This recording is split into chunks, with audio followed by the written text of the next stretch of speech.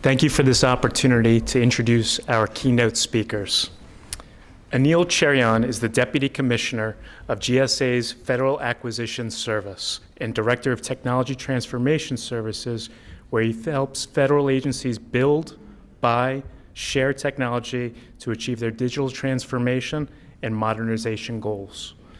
In this position, he oversees programs like the Presidential Innovations Fellows, 18F, and the IT Modernization Centers of Excellence. Prior to joining GSA, Mr. Cherian was the CIO at SunTrust Banks. Previously, he led several consulting practices at IBM and PwC. Mr. Cherian has built a career on driving business and technology transformations and has been the recipient of numerous industry awards throughout his career. As CEO of Mass Challenge, Siobhan Dulé sets and manages strategy for the largest zero-equity startup accelerator in the world. She is developing and growing innovation ecosystems that bring new players and solutions to clients and create economic value. She has supported the growth of startups, ecosystems across 5 continents, and partnered with hundreds of organizations to grow their innovation agendas. And please welcome back Francis Rose, who will moderate a discussion after their presentations.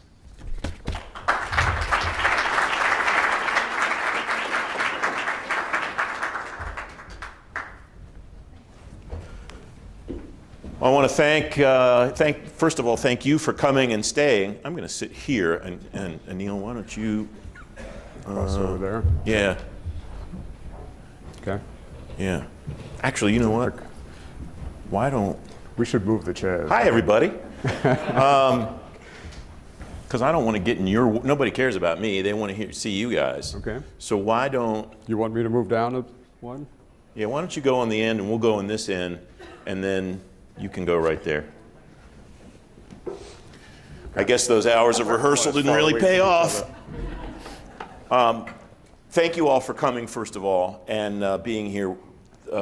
We're about to see 2 really smart people talk about things that are really important to the work that you're doing. So I'm going to shut up and let them do that.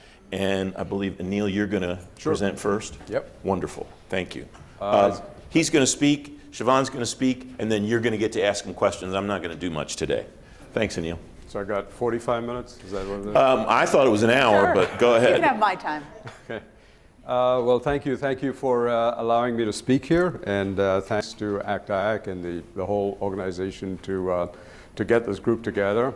I'm pretty excited to be here. There's we had 2 of my organization's groups actually performing here, so I was watching with interest, and one of them is part of the 8. So I told the organizers, if they're not part of the 8, I'm leaving, right? So I'm not going to be here. So.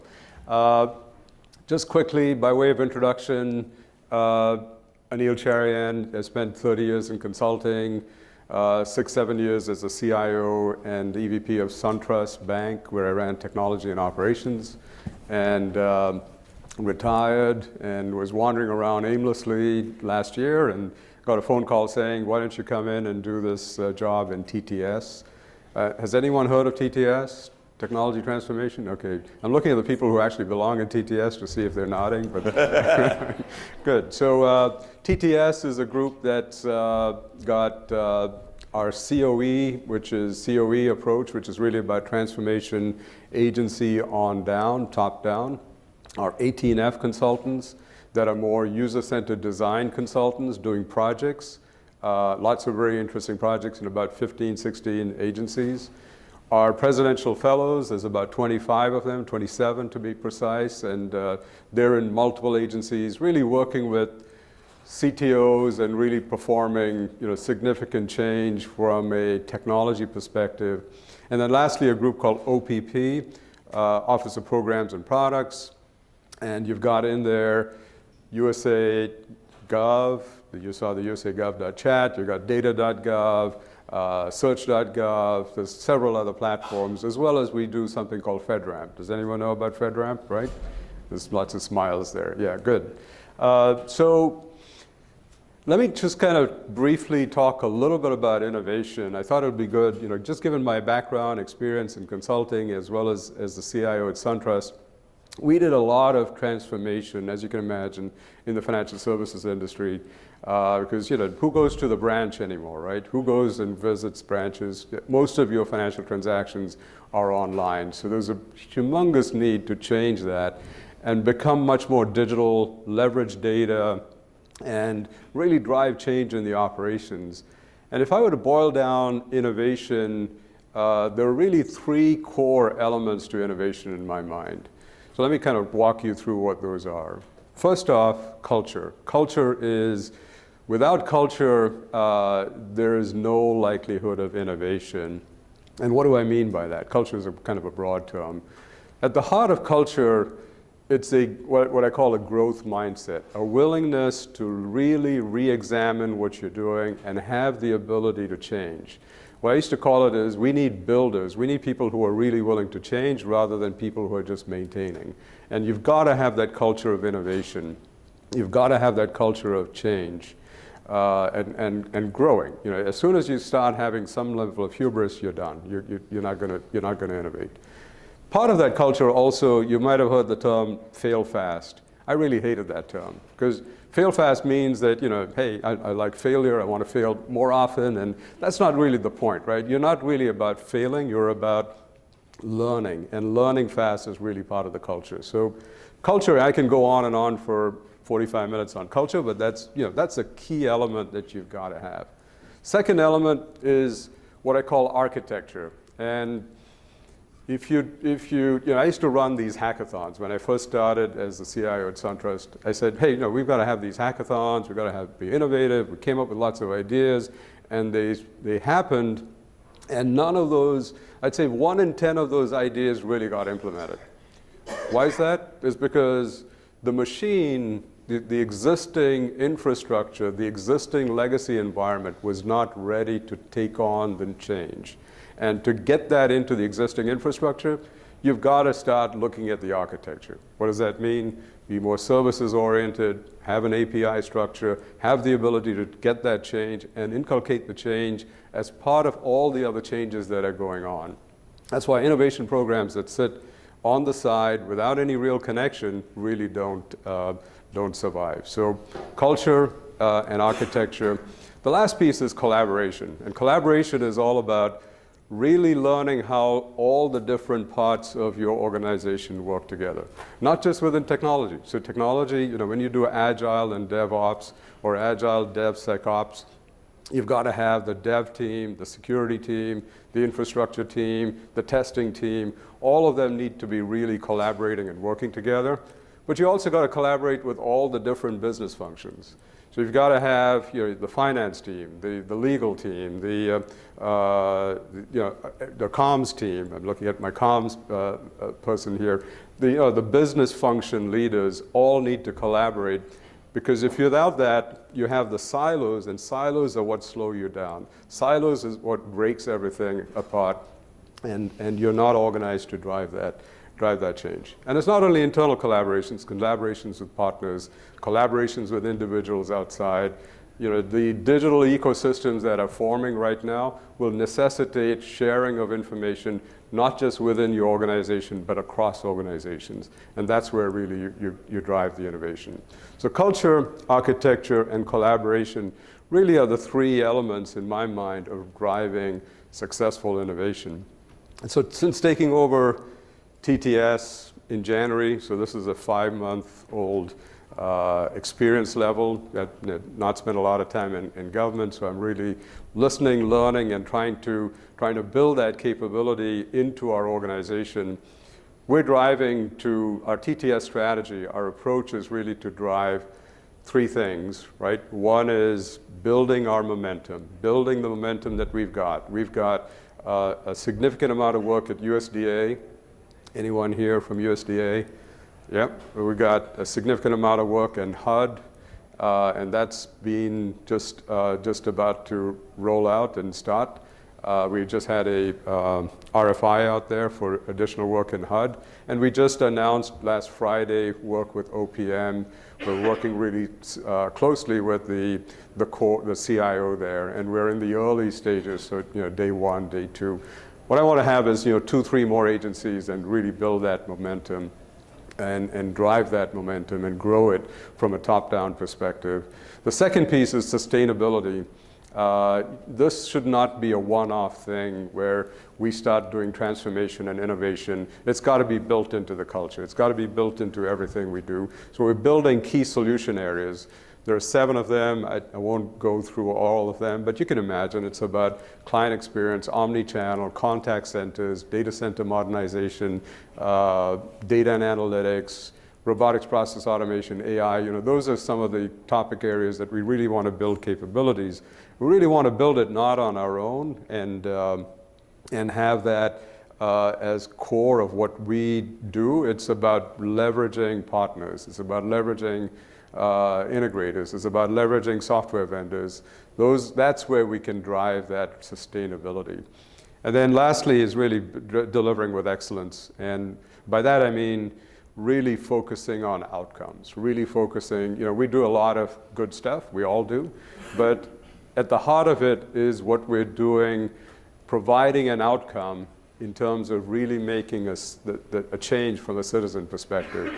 In USDA, if we're actively doing work on the farmer loan program, are we reducing the time frame it takes for a farmer to get a loan? That's when you can say, I'm innovating. That's when you can say you're transforming. Not, I moved so many data centers from X to Y, or I reduced the number of call centers to whatever, which we are doing. We're doing a lot of that, but it's not about that. It's really about the outcome. So it's all about delivering with excellence. So that's my little 10, 15-minute spiel. Let me hand it back to Francis and Siobhan. Anil, thanks. I have a couple of things there I want to ask you about later. Great. And I appreciate those comments. Siobhan, welcome. It's nice to have you here. Thank you very much. And the floor is yours. Thanks. And I just need to grab a clicker. I think I have a couple of pages. I'm a little different because I am not going to have any acronyms in my presentation. And I don't know half of the ones that were mentioned today. So bear with me on that. A day like today, walking around the showcase in there, this is like my favorite days because I got to talk with people who are solving problems, innovators. That jazzes me so much, whether I understand every acronym or not. And I love it because there are certain words that you don't hear. I rarely heard the words I or me today. In any of these presentations, these 8 presentations up here, it's all about we. And that we is so important because it's about culture, right? Culture of innovation. You can't do teamwork alone. You don't collaborate by yourself. Brainstorming on your own is just really creating a list. So you need to have that we to create a culture of innovation or have innovation. And a lot of what I'm going to talk about today in the realm of bringing innovation from concept to reality is how does that work in the work that Mass Challenge has done. When I was introduced, it mentioned that Mass Challenge is a global network of zero equity startup accelerators around the world. And that's what I do. I head that company. So I'm going to talk a little bit about that. First, let me tell you a little bit more about Mass Challenge. It was the we culture. Mass Challenge is a byproduct of the we culture. We were started at the height of the economic recession about 10 years ago. And our 2 founders left lucrative and stable professional services jobs because they believed in this lofty vision that anyone, anywhere, if given some resources, can solve the biggest challenges in the world. After walking around out there, you probably believe that too. So they started not-for-profit accelerator to make it as easy as possible for entrepreneurs to launch and grow their businesses. As I said, that launched in 2009 with support from the Commonwealth of Massachusetts, some individual philanthropists who cared about the economy in Massachusetts, and some private partners. And since then, over the last 10 years, we now have 9 programs supporting 400 startups a year.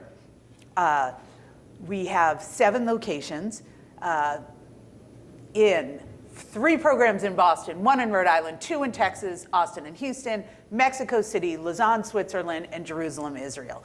So that's exciting because those programs have, over those 10 years, accelerated almost 1,900 startups from 54 different countries. So this is truly a global approach. Those startups have gotten funding, $4.3 billion in funding. So that says that other people think that their ideas are good too. They've generated $2.5 billion in revenue, and this is my favorite, created 121,000 jobs. So that's huge.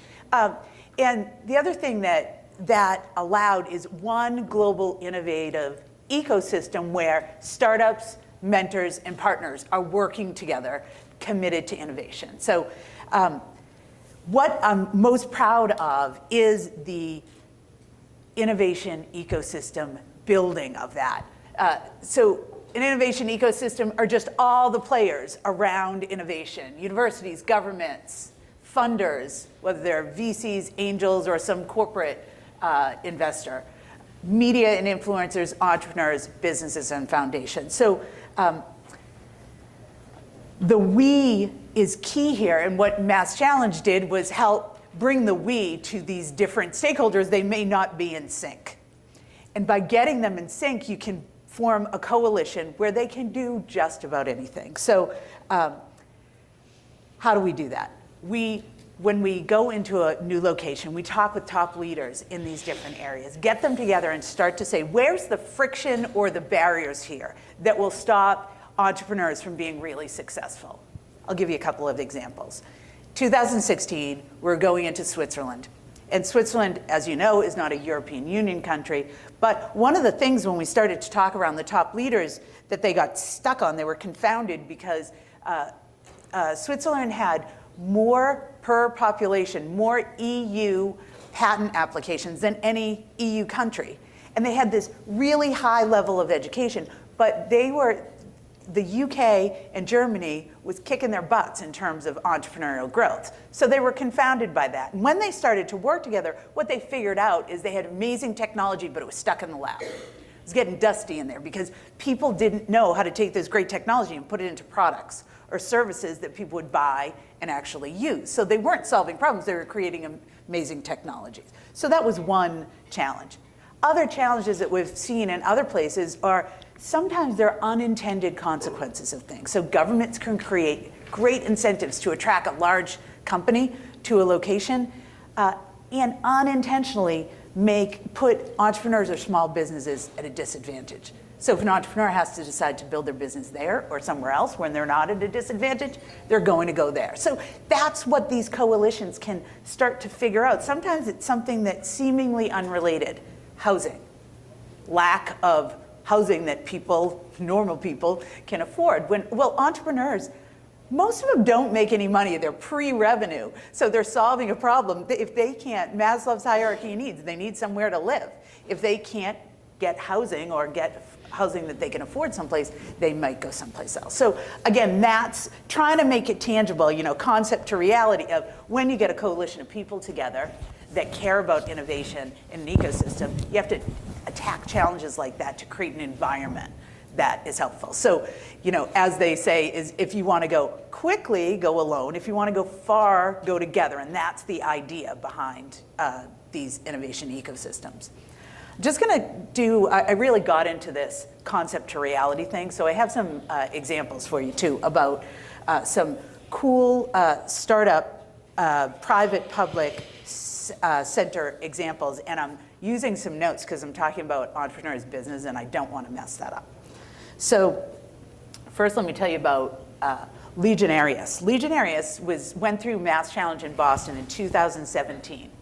They create smart garment systems. So they integrate their technology into shirts and pants. And the technology stops bleeding from gunshot, stab, or blast wounds. And it provides a remote triage capabilities to first responders that sends encrypted information to these first responders that gives information on the severity of the wound, the vital signs of the individual, and the geolocation so that they can go find them, as well as applies pressure to stop the bleeding. It's an amazing technology. They didn't know where to start, but MITRE, who has been working with Mass Challenge for years, saw them and took the lead mentor position. They helped them with a proof of concept, gave them ideas on how to position it, and then introduced them to relationships or facilitated relationships. So Legionarius got $1.5 million in R&D spending and could actually make that lofty idea come to life. So that's one of those, when you have that environment and those relationships.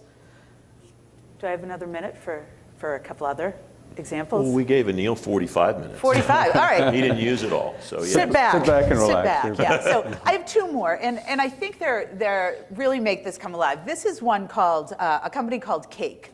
They were in our health tech program in 2017, and Cake creates a mobile-friendly app that simplifies end-of-life planning. So our health tech program links later stage companies and organizations together to work on solving a real healthcare challenge they have. So Harvard Pilgrim Healthcare, which is a New England-based health insurance provider, helped validate the product by providing it for their employees. It got better. And then they were looking for someone else. Mass Challenge has a great relationship with the city of Boston, and it happens to be a Harvard Pilgrim Healthcare client. So they offered Cake to them, and now they are offered to 18,000 city employees. By getting that traction, it allowed Cake to get funders, and they got funding of $1.5 million. So unless that environment was there, it wasn't going to happen.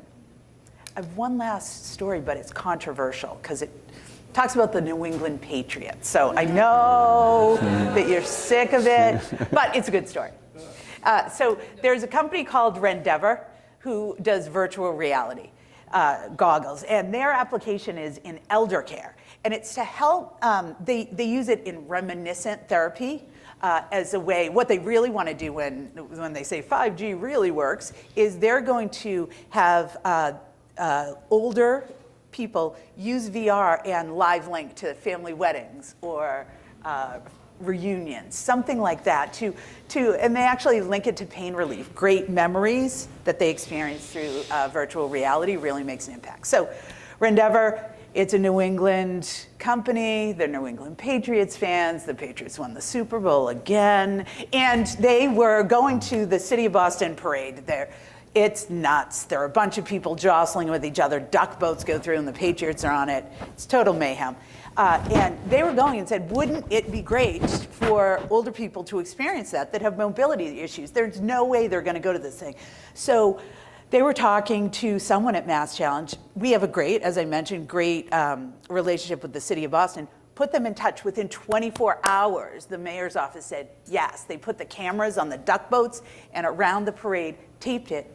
2 days later, they were at a facility where they had older New England Patriots fans experiencing it. And it was actually on local TV. It's well worth finding it because you have older people with VR goggles on going like, yes, screaming like they're at this crazy parade. So it's just, again, if the reason I'm telling you these stories are, if that environment wasn't there, there's no way things happen that quickly. It takes a long time to do things. But if that coalition is created and you have those relationships, you can make things happen, and the impact is amazing.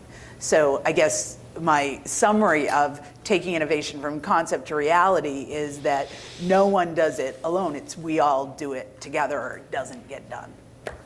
Thank you very much for that. First of all, I've been to 1 million of these things, Siobhan, and I've seen any number of people who don't necessarily speak the language of government come in and try to talk to a group like this, like you just did, and it doesn't always work.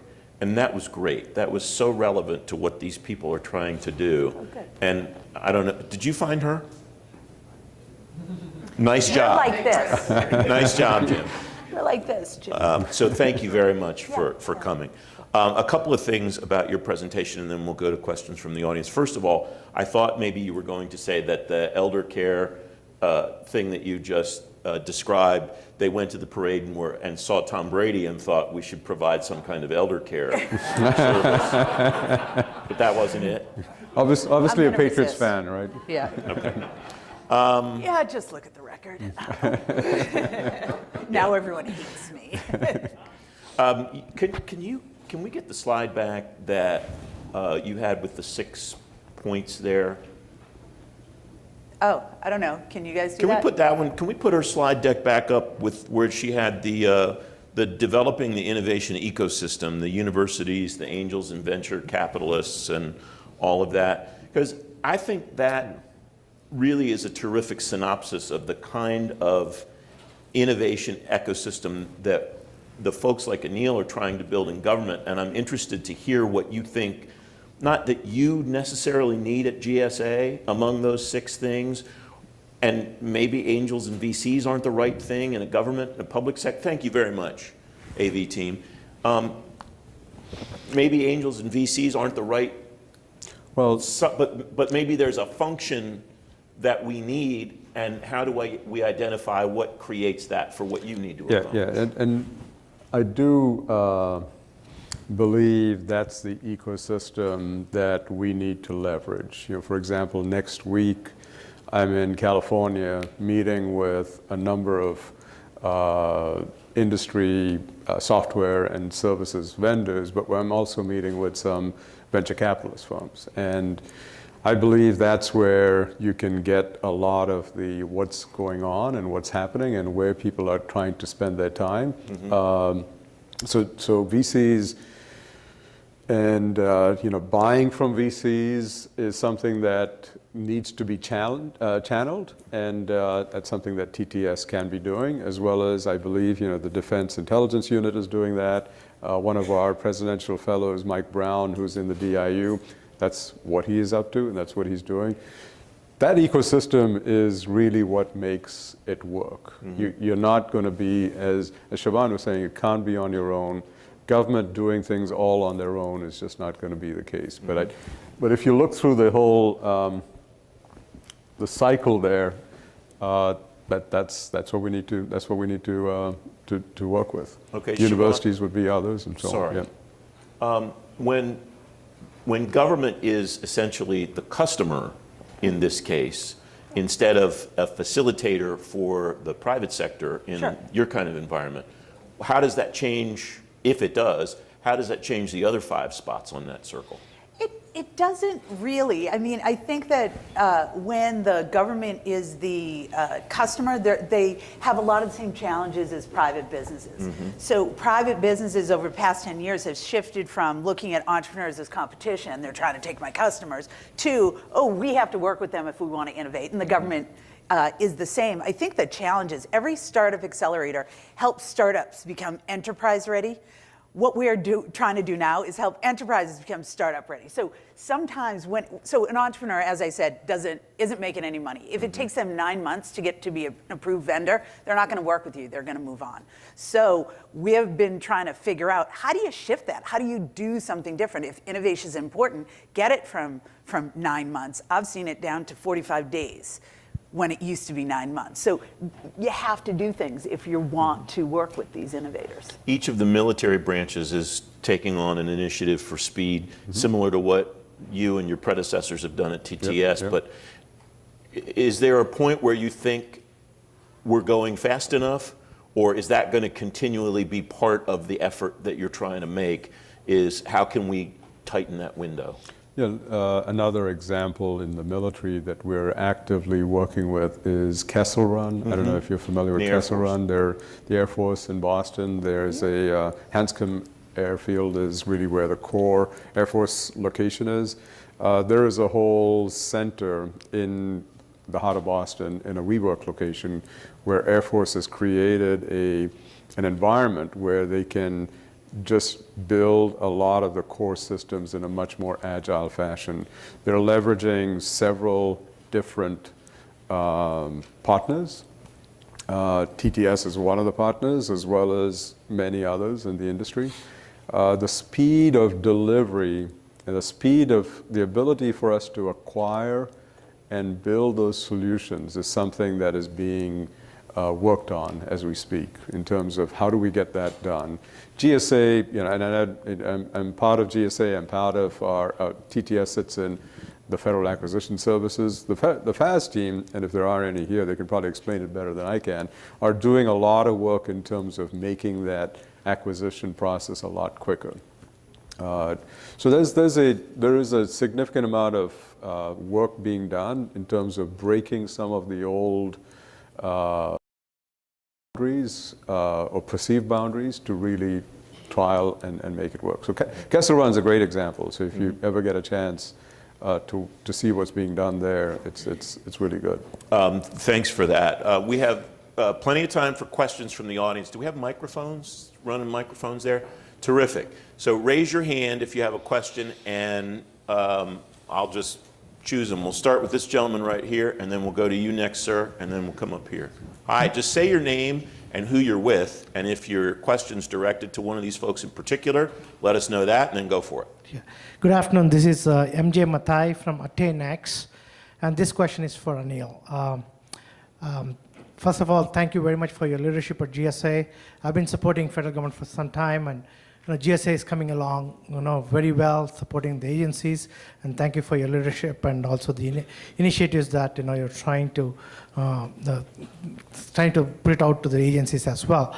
So we support the farm loan programs. We support all of the USDA farm loan programs. We're a small business, but now we are also involved in the transformation that you talked about. So I know that GSA is supporting USDA to set up the pilots, the 5 different COE, Centers of Excellence. What's the plan after that? Are the agencies going to drive those initiatives all by themselves, or is it GSA still going to handhold them until it's implemented all across the agencies? Yeah, no, it's a good question, and thanks for the kind words about GSA, so I'm happy to receive those. Our approach is really to be the transformation agent and to start incubating the right solutions, but we are not intending to be in an agency forever, right? So the USDA example is one where we will go through the phases of the implementation with the 5 COEs. Probably in the middle of next year, we will have tapered down our involvement completely and shifted our resources to other agencies.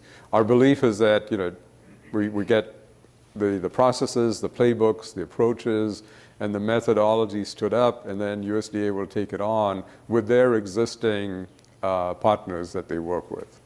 Does it make sense? Yep. So one of the times that Suzette Kent was on Government Matters, she said that she wants people to stop thinking about modernization, IT modernization, and start thinking about IT transformations. Yep. And if you're the transformation agent, how will you decide on a timeline, or will you just know it's time to taper down when you see it? Do you have guideposts set up, or does it depend on the trajectory of the work that the agency is able to accomplish? It's really a tough, not that tough, but it's really something that is a constant discussion between the agency and ourselves. Our goal is to make the agency successful. That's at the heart of it. And if we're finding that they're now taking on the role and they're driving the change at the pace at which we believe should be continued, that's really the point where we're able to say we're ready to back off. Mm-hmm.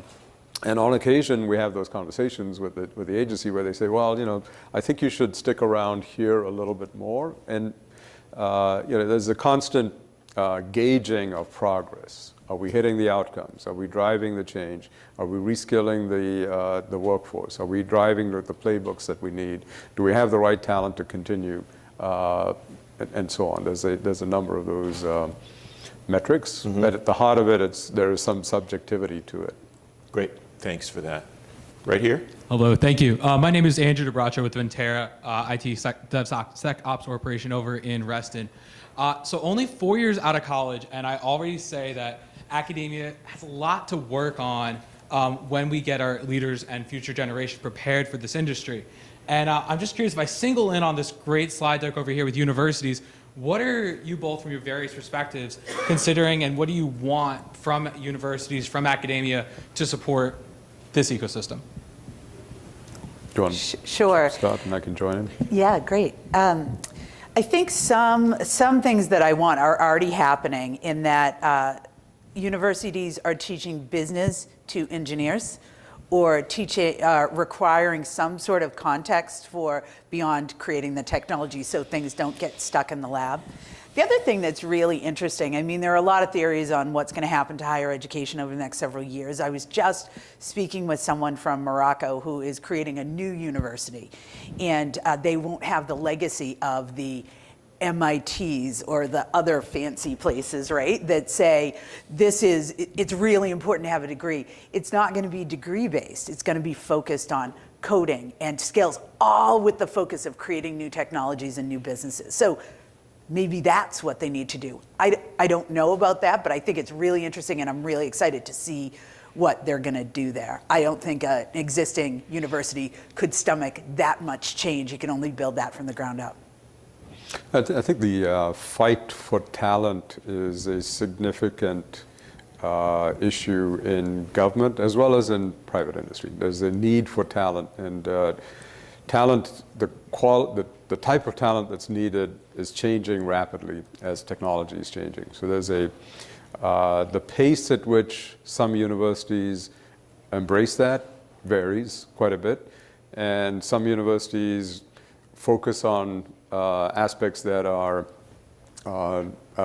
relevant to them. So, one of the best examples I can think of is the mainframe example, where most people who can spell mainframe, and including myself, who wrote COBOL code and so on, they're basically retiring and fading away into the distance, and they're not going to be around much longer in the workforce. And but mainframes have not disappeared, and there are a lot of universities now that are trying to get young graduates really interested in the mainframe, and they're working closely with IBM and others to really build those skills. So that's a great example of, maybe it's not as sexy as AI and machine learning and so on, but that's a great example of one where there's real partnership with the universities and the need.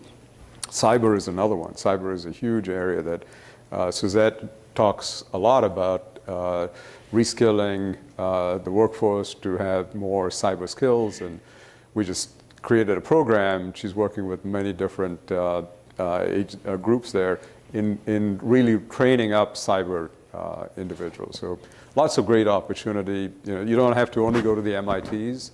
I think lots of different universities are there and playing in this game. Before we go to the next question, we have one over here, and then we'll come back to you, sir. Thank you.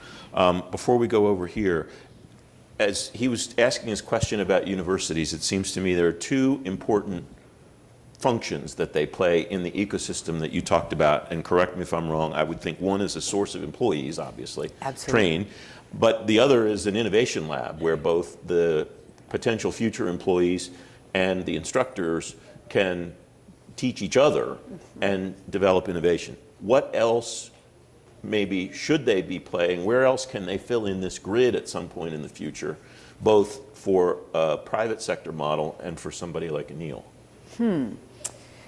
First, I'll say something about the talent. Besides providing the talent, they have to anticipate what talent's needed. Yeah. So they weren't ahead of the game on the business to to engineers. Yeah, they were now they're decades behind. They're behind on that. So they need to anticipate. And I think, therefore, what they have to add is not just be, say this very respectfully, the super smart people who say, this is how it's going to be. They need to engage and say, what are you doing, businesses, so that they can anticipate and be a provider too, not just sort of the smart people on the hill that roll out the technology. So I think more engagement is a role they need to play, and a provider as much as everyone else around that wheel. But that's why I like that wheel, because every one of the 6 is connected to every one of the other 5. Yep. And there's no information is not going one direction from any of those. Okay, thank you. And thank you for indulging me. Go ahead. Thank you. I'm Austin Price with GSA. Thank you both for being here. Jim said I could ask one question. I loved when you flipped the paradigm and said how do enterprises get ready for entrepreneurs. I come from a long line of Yinzers, so I'll forever be a Steelers fan. But the Pats... You don't drink Iron City, though, do you? Please. And New Please England. say you don't drink that. It's the greatest city in the Union. So You need to look into his background. I do. Go ahead. what I'm interested in, and now we'll probably overextend the metaphor, but the reason the Pats win is because they put the ball in the air. And so below that government circle, you need also a Office of General Counsel that's willing to play ball and innovative lawyers. I love that we have the acquisition workforce group here from GSA because you need an acquisition professional who's able to see the vision and is willing to play ball. Because otherwise you end up running it 3 times and punting every time. And so from both of your perspectives, how do you build those incentives in below that kind of circle? Thanks for the question, Austin. You can go I first wasn't this kidding time. about Iron City, by the way. That's horrible. It's just horrible. Go ahead, sorry. You know, I think that's a real important aspect of innovation. Let me just give you my experience, which is not in government, but I think it's relevant. When we first started building an accelerator studio in SunTrust to drive the change, guess who were the organizations that were the hardest to change? Legal, audit, compliance. Because they basically said, this innovation thing that you are all up to, that's interesting, but we're not organized in that fashion and we just don't want to play with you because we're an oversight function. And as soon as we start playing with you, then we get, we might drink your Kool-Aid and become so innovative that we're not, we might have risk issues and compliance issues and so on. So bringing that team on board and having them rethink how they operate, because typically if you go to a legal function, they're operating by their functional capability. You're a lawyer in consumer finance, or you're a lawyer in this. You're not a lawyer in the value stream that is being innovated around.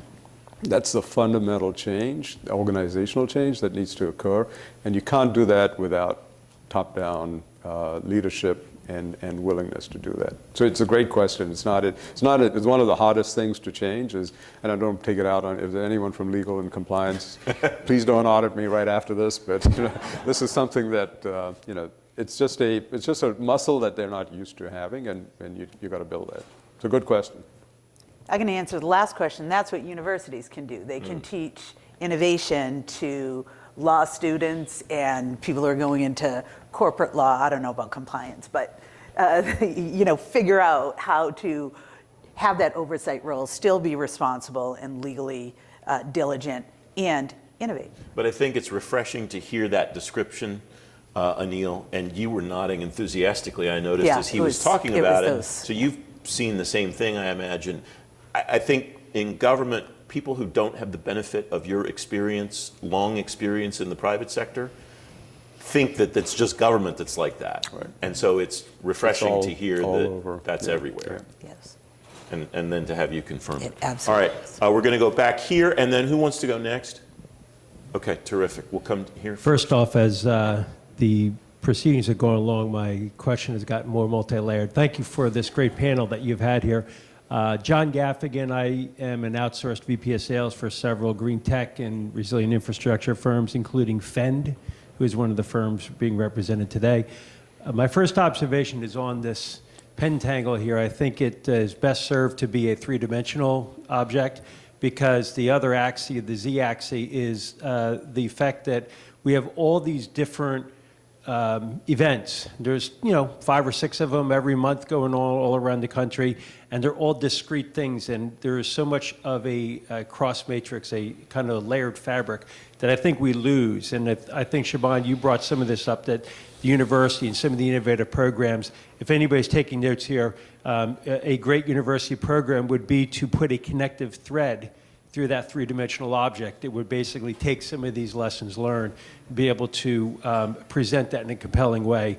I think that there's a world of information overload and overflow. It's not necessarily a question here, just observations for the whole group, that we have to do something meaningful with. AI can do some of that stuff there, but the best thing we can do is be able to take all these great sessions that happen in DC, Boston, everywhere else, and try to find some way to pull this together where the lessons learned and the shared knowledge can be extended for everybody.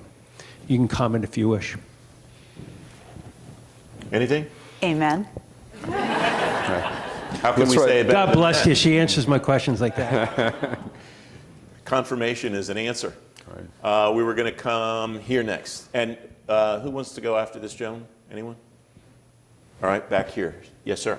Hi there, my name is Christian. This question's for Anil. Coming from the private sector and coming into the government, you mentioned at the beginning about the culture change. How do you kind of see that you're going to be educating and really pushing that culture change through the government, be able to utilize tools like Mass Challenge and be able to integrate what you guys are doing with private industry to kind of push both sides forward? No, it's probably the biggest thing that needs to be done is kind of driving the culture and driving the. That's why when I talked about innovation, I thought that was really the starting point. Culture change is coming in and saying things like, "I'm here from the private sector and I'm here to save you," is probably not a good starting point, right? There's a lot of good. Nobody's ever done that in the government space. Right. That's not a winning proposition. And there's a lot of great work being done here, and there's a lot of very mission-oriented individuals who are focused on doing the right thing. So what I found is that there is a real willingness top-down to make the change happen. You mentioned the presidential management agenda that Margaret Weichert had put together, and there's the IT Modernization Act, and there's the IDEA Act now, and the executive orders on artificial intelligence, and you name it. So what does that indicate? That indicates that there's a significant amount of top-down willingness to change, which is great, because if you didn't have that, you're really suffering from building that at the top. The second piece is there is a need to have teams working together on what the opportunities could be, and building that collaboration, building that ability. That's really what I think we should all be doing. It's not a transformation team's only responsibility. It is not Suzette Kent and the federal CIO's responsibility. It is a responsibility of all of us to try and figure that out. So these sessions are really good to inculcate knowledge, but also federal government really needs to open and connect with a lot of different players, be they universities, angel VCs, external providers. That flow of information really needs to be there. And then the overused term that I think is the public-private partnership. There's a lot of learning that one can get, and I think there's a lot of good, ACT-IAC is a great organization. There's a lot of that needs to happen in a much more targeted fashion. So focus on the right issues, focus on what the real problems are, and then drive what the changes can be. So it's, there's many aspects to it, and it's building that environment and building that culture. As a kind of second part to that, we see the Air Force really driving acquisition at speed, and that is a bit of a top-down culture change. Do you see other organizations within the government really picking up that culture and trying to push things at speed? Yeah, and if I were a better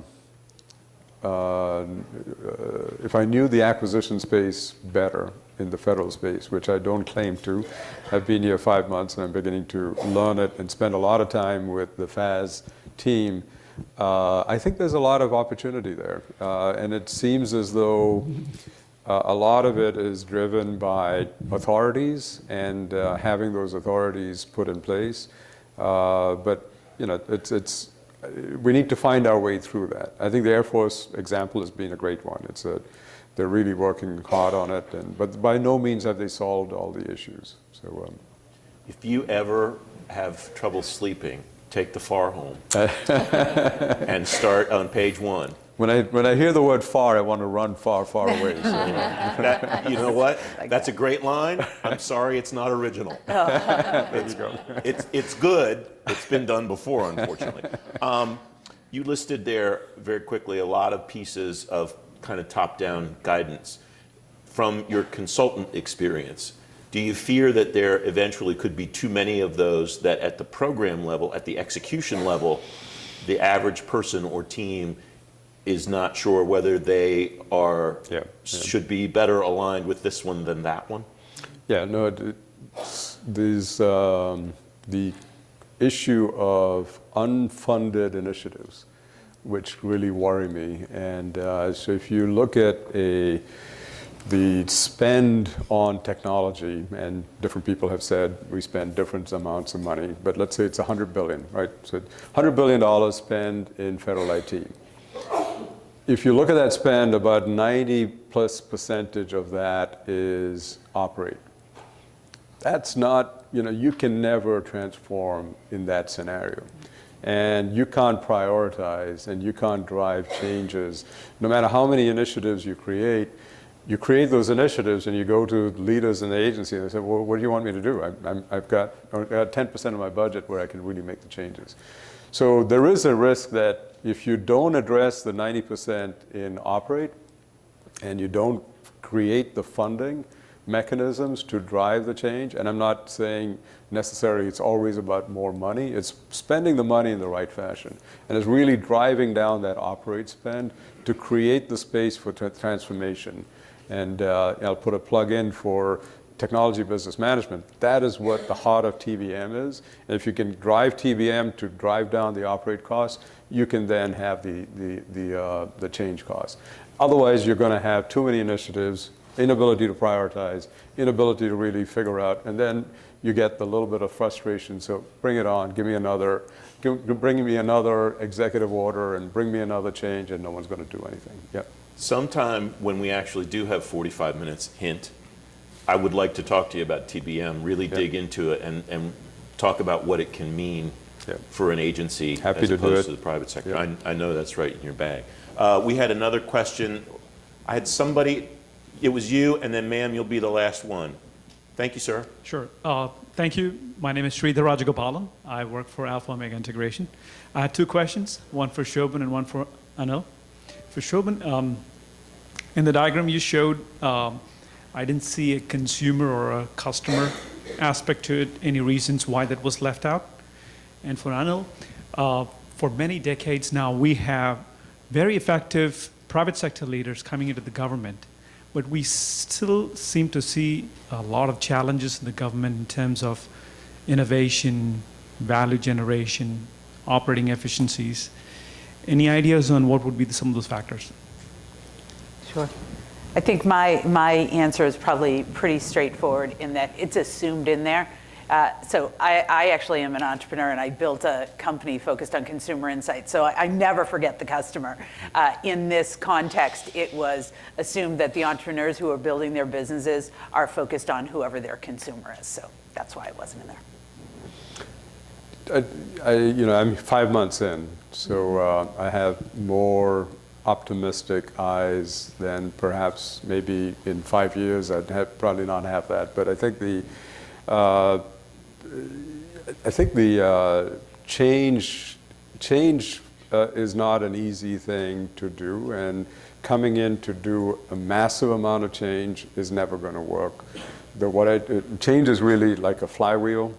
If you can make a little bit happen and make some progress and really celebrate the outcomes, you can start getting more and more change happen. So, it's not an easy thing to transform $100 billion spend, but it's not something that's insurmountable. And I think making progress inch by inch, you start driving that flywheel. And as soon as you get the flywheel going, then you get the momentum. That's my hope.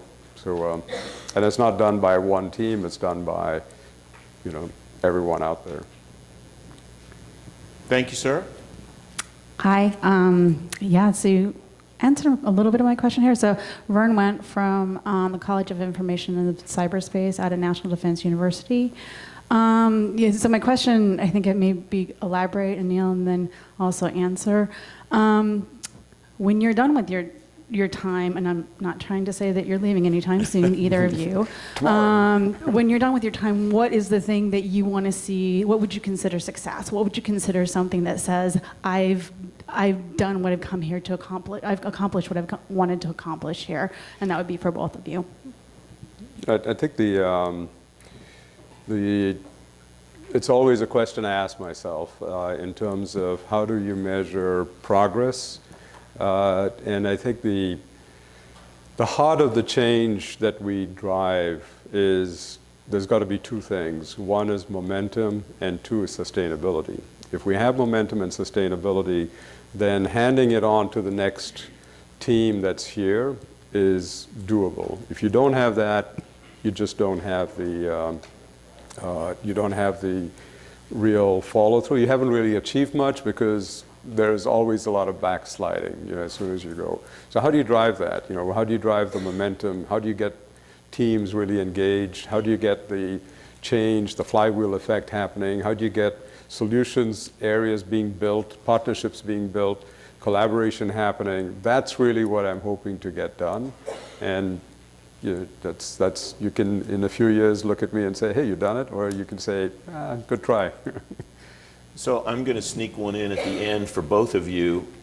To that point, are you simultaneously trying to institutionalize somehow the changes that you're making so that backsliding is at least harder, if not impossible, and the next somebody can't say, well, I don't like that, so I'm going to rip it out and start over again. And when he has a chance, I'm curious to see how you have seen entrepreneurs building companies from scratch do that also, whether it's culture or processes or whatever, institutionalize something knowing that the person that gets a company to 10 million might not be the same person that gets them to 100 million. Anil? Yeah, I think at the heart of it, the group that we are called Technology Transformation Services, transformation after a while should not happen. You're not transforming all the time, because the more and more, every 5 years, if you're saying I'm transforming, you kind of failed. You're not. So how do you make it a continuous improvement way of working? And that's the sustainability piece. It's about building the right playbooks, building the right solution areas, building the right partnerships. I don't want TTS to be a big consulting organization. It's really the tip of the spear here, and we want to be partnering with all the different integration partners and software vendors and make that sustainable progress happen.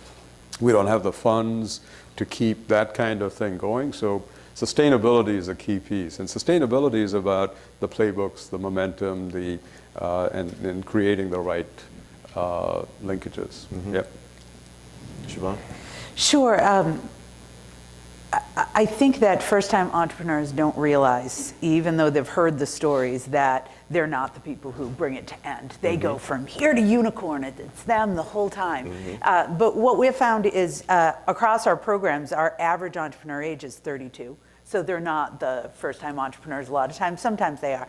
And I think they know, they've heard the stories, and they understand that there are states of it. And those are the strongest companies. Those are the ones that get into our program.